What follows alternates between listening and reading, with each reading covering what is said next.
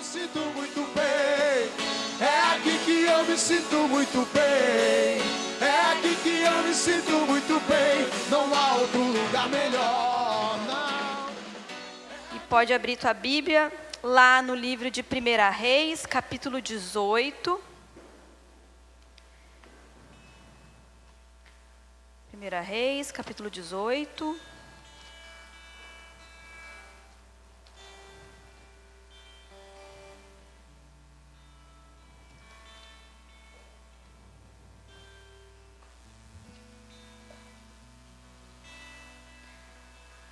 Dezoito, 41, que diz assim: Em seguida, Elias disse a Acabe: Vá comer e beber, pois ouço uma forte tempestade chegando. Acabe foi comer e beber.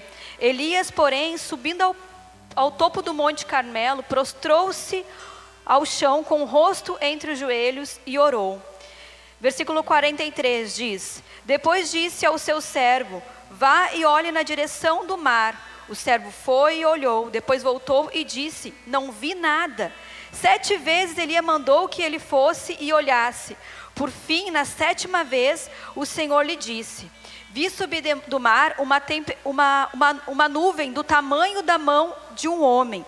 Então Elias disse: Vá depressa dizer a Acabe: Apronte seu carro e volte para casa.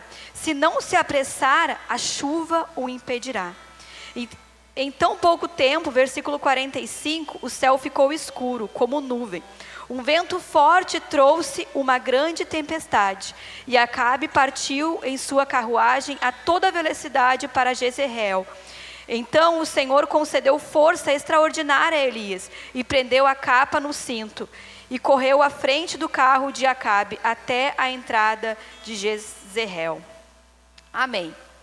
Então aqui nessa história, a gente vê, lá no versículo 18, antes ali de Elias, ele orar pedindo para Deus, ele predizer uma chuva, né? A gente vê que Deus chama Elias para profetizar na vida daquele povo que haveria uma chuva. Eu preciso que você entre comigo na história para que a gente venha entender junto e Deus ele venha falar conosco, amém? Então, nesse contexto, irmãos, a gente vê que tem alguns personagens ali. Primeiro, o cenário era um cenário de escassez, de fome, de miséria, de ódio, de tristeza. Por quê? Porque não tinha comida, era miséria, era uma escassez. Aí, lendo esse texto, eu fiquei pensando, né? Quando falta água na nossa casa, no nosso bairro, por 2 dias, é terrível, não é? Parece que é um caos, né? A gente fica atribulado, incomoda muito, a gente não sabe o que a gente vai fazer. Mas é muito ruim quando falta água. Agora tu imagina quando falta por 3 anos. O que não acontece? Acontece fome, acontece vários problemas. E aquele povo de Israel estava vivendo assim, um deserto, uma escassez, uma seca, amém? Dentro desse contexto, nós temos alguns personagens principais dentro dessa história. O primeiro é Elias, onde Deus dá uma ordem para Elias, chama ele ali no versículo 18, capítulo 1, ele diz: Algum tempo depois, no 3º ano da seca, o Senhor disse a Elias: Vá apresentar-se ao rei Acabe, diga-lhe, enviarei chuva. Elias foi, apresentou-se a Acabe. Então Acabe é o primeiro personagem. Acabe é o profeta, era o único profeta que ainda existia naquele tempo. E Deus mandou Elias ir até Acabe, se apresentar para Acabe e dizer que ele mandaria chuva. Só que, porém, Acabe, que é o segundo personagem, ele queria matar Elias. Porque na cabeça de Acabe entendia que não tinha chuva, que aquela escassez, aquela seca, era culpa do profeta, que não pedia chuva, que não clamava por chuva, que tinha declarado uma palavra. Só que não era culpa de Elias. A culpa era do povo que adorava outros deuses, que adorava os deuses de Baal, que eram desobedientes, que eram rebeldes. E a Bíblia diz lá em Salmos que os rebeldes, eles habitam em terra seca. Então a culpa não era de Elias, a culpa era do povo desobediente. E era por isso o motivo da seca. E eu fiquei pensando, quantas vezes na nossa vida a escassez, a miséria, a seca na nossa vida, porque nós somos desobedientes em algumas áreas. Às vezes Deus fala, vai para lá, e a gente vai para o outro lado. Às vezes Deus fala, eu tenho um caminho aqui para ti, eu quero que você faça isso. E a gente sabe o que tem que fazer, mas a gente quer escutar a nossa vontade, né? A gente quer fazer aquilo que nos agrada muitas vezes, só que aquilo que não é bom para nós. E aí às vezes a gente está dentro de uma escassez, de uma miséria, perguntando para Deus, por que Deus que eu estou passando por isso? Por que eu sofro por isso, Senhor? Muitas das coisas que nós sofremos, irmãos, é por causa da nossa desobediência. Não adianta nós escutarmos uma boa palavra, não adianta nós sermos frequentes em células e cultos, se nós no nosso dia a dia somos desobedientes a Deus. Se nós mentimos, se nós adoramos outros deuses, se nós estamos aqui agora e daqui a pouco nós vamos lá para a rua e alguém fala de uma outra religião, de uma outra fé, e a gente acaba seguindo isso. Isso é adorar outros deuses. Isso é tirar a nossa fé do único Deus que é poderoso, soberano e verdadeiro. Amém? Então eles estavam naquele momento de seca por falta de obediência. Amém? Depois a gente vê um terceiro personagem, que é Obadias. Obadias, ele era servo de Acabe. E todas as pessoas, naquele momento ali, daquele povo ali, eles eram todos idólatras aos deuses de Baal. Mas Obadias não. Obadias era o único que se encontrava naquele contexto terrível de miséria, de fome, né? de povo idólatra, adorando outros deuses, fazendo sacrifício a outros deuses, e ele não se corrompia. Ele era o diferenciado. O que Deus fala comigo nesse momento? Que quando nós estamos firmados em Deus, quando nós conhecemos o Deus que nós servimos, que nós cremos, não importa o contexto, não importa o lugar onde a gente esteja, amém? Nós conseguimos, através da vida de Obadias, a gente aprende isso. Nós conseguimos se manter fiéis, amém? Quantas vezes você já escutou, quantas vezes eu já escutei, ou quantas vezes nós já fizemos isso. Ah, mas eu me desviei porque aquele ambiente era um ambiente ruim para mim. Eu me desviei, eu fiz isso, eu cometi essa atitude, eu errei, eu pequei, porque eu fui influenciado. Imagina quantos anos Obadia vivia ali, e não somente vivia, como ele servia ao rei Acabe. Ele era servo do rei, mas ele não se corrompia. Teve um tempo que ele ajudou a Elias permanecer vivo, porque o rei Acabe, ele queria matar Elias, ele perseguiu Elias. Ele deu alimento, ele deu água para Elias no tempo de escassez. Então a gente viu Elias, o primeiro personagem, Acabe, que era o rei, que queria matar Elias, Obadias, que não se corrompeu em meio àquele contexto que ele vivia, em meio àquele cenário. Agora nós temos aqui o povo, que era um povo que estava sofrendo pela sua idolatria, pela sua rebeldia, pela sua desobediência. E nós temos aqui também os falsos profetas. Amém? Irmãos, antes de Elias, ele predizer chuva naquela terra onde tinha escassez e fome, Elias, ele precisou fazer algo que Deus, ele não mandou ele fazer.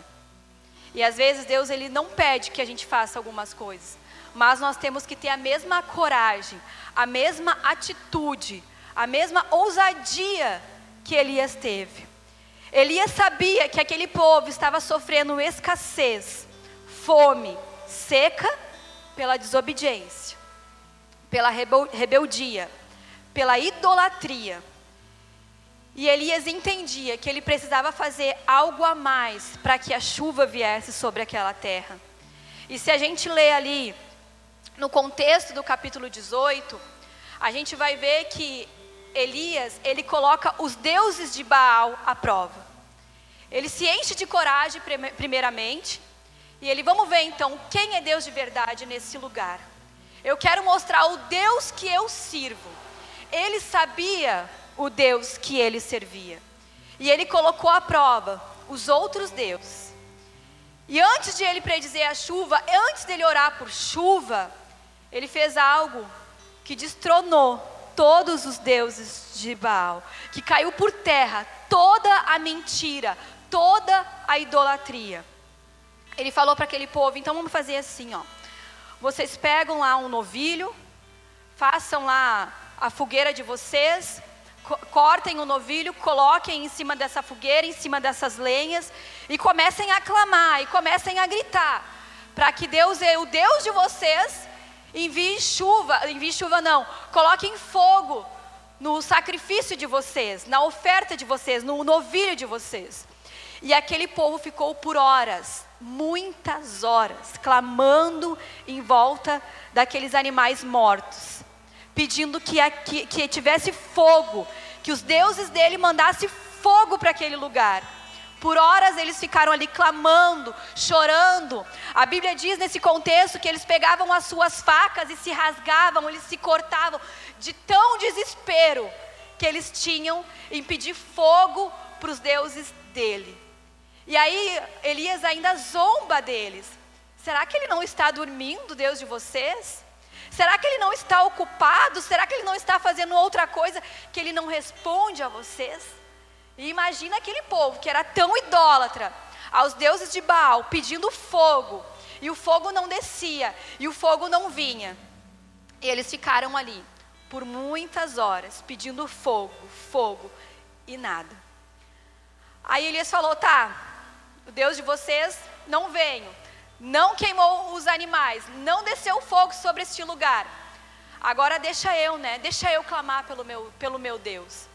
E aí Elias foi também, preparou o novilho dele e começou a clamar.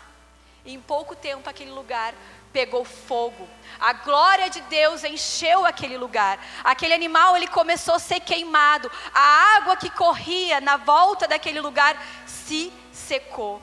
E todas aquelas pessoas e todo aquele povo começou a adorar, se prostrou diante de Deus, reconheceu que só existe um Deus verdadeiro, um Deus poderoso, que não há outro Deus a não ser o nosso Deus, aquele que eu e você servimos.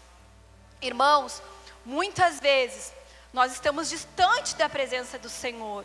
Nós estamos, como eu falei para vocês, acreditando em coisas, em deuses, em religiões que não nos levam ao único Deus verdadeiro, que é o nosso Deus poderoso e único. Amém? Então Elias, ele colocou os profetas de Baal à prova, e todos aqueles profetas que mentiam, que faziam todo aquele povo se tornarem idólatras, Elias matou eles. Amém? E depois disso, então, a gente vê que Elias, então, preparou o cenário para que Deus fizesse um milagre ali, para que Deus enviasse chuva. E eu te pergunto, qual a área da tua vida que, quem sabe, você está vivendo uma escassez hoje? Quem sabe você olha para você assim e se pergunta, no meu casamento há tanta dificuldade, há tanta briga, há tanta luta. Será que é no casamento que você tem vivido essa escassez, que você precisa dessa chuva de Deus? Será que é na área financeira, onde quem sabe você está endividado?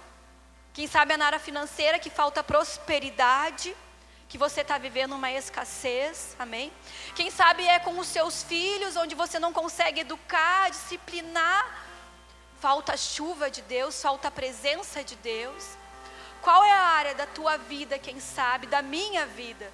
Se analise que está faltando a chuva de Deus sobre as nossas vidas, amém? Que está faltando a bênção de Deus para parar, para acabar com a escassez, com as brigas, com as guerras, com as mentiras. Qual é a área que está escassa, que está seca na tua vida? Qual é a área que você está passando por um deserto? Amém? Aí você pode ter pensado agora, Patrícia, nessa área que eu não estou bem, é nessa área que tem seca, é nessa área que tem escassez. E você quer essa chuva de Deus, você quer esse mais de Deus para ti, para sua casa, para sua família. Algumas coisas, elas precisam ser destruídas, amém? E você sabe disso, eu sei disso, amém? E nós sabemos o Deus que nós servimos. Então eu falo para você com toda certeza nessa noite, coloque o seu Deus à prova, amém?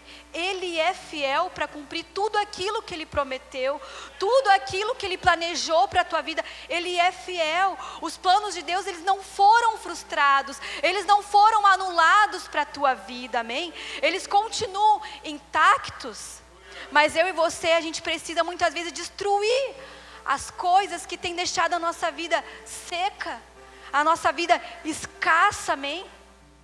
A nossa vida com problemas, com dificuldades.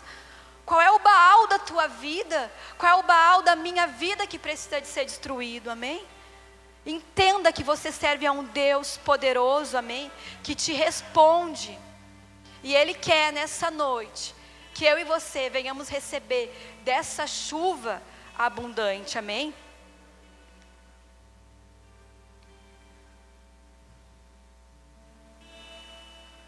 Então, Elias no versículo 45 ali que nós lemos, Elias ele diz para Acabe, vá comer e beber, pois ouço uma forte tempestade chegando. E não tinha nenhum sinal de chuva, não tinha nenhum sinal naquele momento de chuva. E por que Elias falou, eu ouço? Porque foi além do que os olhos naturais dele podiam ver. Eram os olhos espirituais. Ele já tinha feito tudo o que ele tinha que fazer. Ele já arrumou todo o cenário. Então agora por que Deus ele não iria mandar chuva? Ele estava vendo além do que os olhos dele podiam ver. Às vezes é assim na minha e na tua vida. A gente olha assim, está dando tudo errado. Mas não é esse cenário material que nós temos que ver e se basear. É num cenário espiritual, amém? Que vai além da nossa visão, que se chama fé. Porque a fé ela é o firme fundamento das coisas que se esperam, mas não se vê. Você espera ter uma família abençoada, você espera ser próspero, você espera tantas coisas, mas quem sabe você não está vendo. Mas você espera, amém? Ela é o firme fundamento das coisas que se esperam, mas que nesse momento você não está vendo. Isso é fé. Então Elias ele estava tranquilo. Eu escuto, eu ouço barulho de chuva, mas não tinha sinal de chuva. E como que ele escutava? Ele estava vendo além dos olhos naturais. Então ele mandou Acabe, vai comer e beber. Elias, subiu ao topo do monte Carmelo, prostrou-se até o chão, o rosto entre os joelhos. Depois disse a seu servo, vai e olhe na direção do mar. O servo obedeceu, foi lá e olhou. O servo olhou, depois voltou e disse, eu não vejo nada, Elias, imagina. E Elias pegou e disse, 7 vezes Elias mandou ele, vai lá e olha de novo. Elias, olha a fé de Elias. É além daquilo que nós enxergamos, é além daquilo que nós podemos ver. E Elias falou, não, vai lá de novo. E o moço foi lá e olhou de novo. E voltou de novo para Elias, ainda não vejo nada. E Elias falou, vai lá e olha de novo então. E Elias continuou clamando, e Elias continuou pedindo. E o servo foi lá, imagina você nessa situação, o que você falaria? Não estou vendo nada. Está me fazendo ir lá várias vezes, subir e descer, eu não estou vendo nada. Não tem chuva, não tem sinal. E Elias falou, vai lá e olha. E na 7ª vez, ele voltou e falou, eu vejo uma pequena nuvem do tamanho da mão de um homem. Esse era o sinal que a abundante chuva ia descer sobre aquele lugar. Amém? Subindo no mar uma pequena nuvem do tamanho da mão de um homem. Então Elias disse: vá depressa dizer a Acabe, apronte seu carro e volte para casa. Se não se apressar, a chuva impedirá. E Elias, ele ficou naquele tempo ali, clamando, orando e pedindo chuva para Deus. Algumas coisas a gente aprende nessa passagem. A primeira, que nós precisamos destronar Baal das nossas vidas. O que tem nos afastado de Deus? Quais são as coisas que têm nos impedido de receber a presença de Deus, de receber essa chuva sobre a nossa vida? Amém? Qual é a área da nossa vida que está escassa? Qual é a área da nossa vida que nós precisamos destruir? Baal, amém? Para que a chuva de Deus venha sobre a nossa vida. Segunda lição, Elias persiste na oração, mesmo sem ver nenhum sinal. Ele não esmorece, não desiste, ele espera em Deus, amém? Diferente muitas vezes de mim e de você. A gente às vezes sabe qual é a vontade de Deus para a nossa vida. Nós queremos algo que condiz com a vontade de Deus, sim. Só que a gente pede uma vez, a gente pede duas vezes, a gente não vê um sinal. O que a gente faz? Desiste. A gente esmorece, a gente desanima, a gente retrocede, a gente para com tudo aquilo que Deus tem para a nossa vida. Porque a gente tenta uma vez, a gente tenta outra vez, a gente não vê nenhum sinal, a gente não vê nenhuma resposta e a gente, não quero mais, chega. Eu já tentei uma vez, já tentei duas, não quero mais, eu desisto. E Elias não. Elias começou a mandar o servo, vai lá e vê de novo, vai lá e vê de novo, vai lá e vê de novo, e o servo não via nada. Até que pela 7ª vez ele viu um sinal.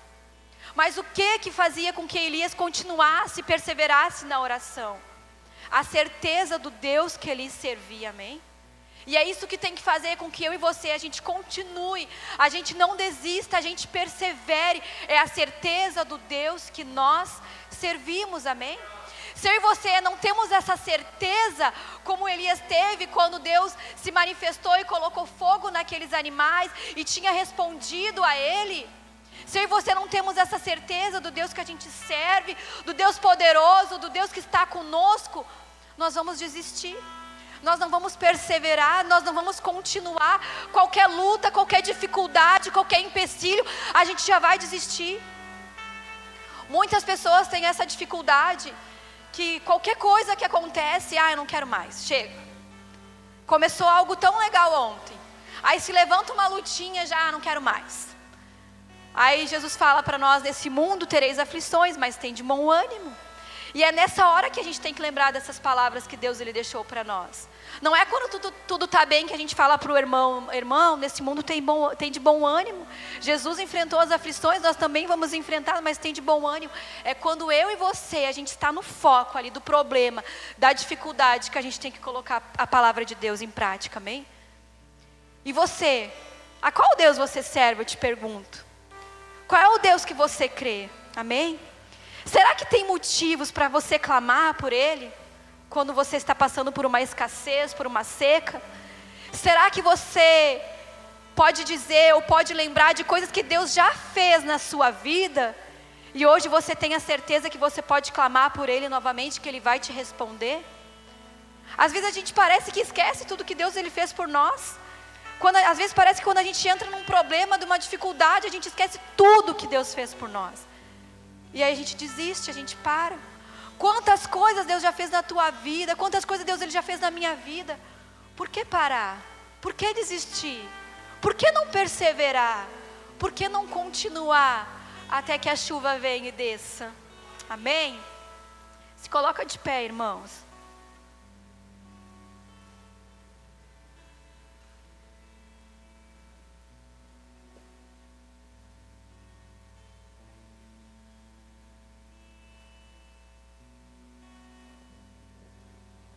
Elias é um exemplo de homem de fé.